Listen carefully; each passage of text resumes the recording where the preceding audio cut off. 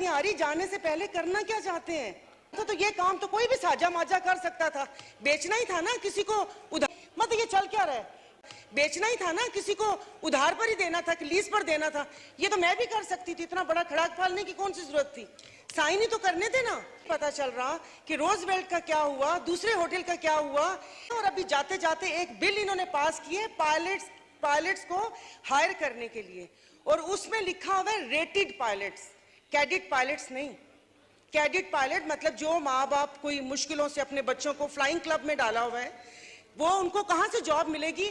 मतलब मैंने पहले कहा था, अब मैं दोबारा नहीं कहना चाह रही कि एयरफोर्स 1 बनाना था, जिस एजेंडे पे अरशद मलिक साहब आए थे, जिस एजेंडे के तहत एक वजीर को पेपर दिया था पढ़ने को कि आप ये पेपर पढ़ें, पीआईए बैठे, पायलट्स को हर जगह से उनको ना हो, और उसके बाद हम ये नई इंडक्शन करें रेटेड पायलट्स।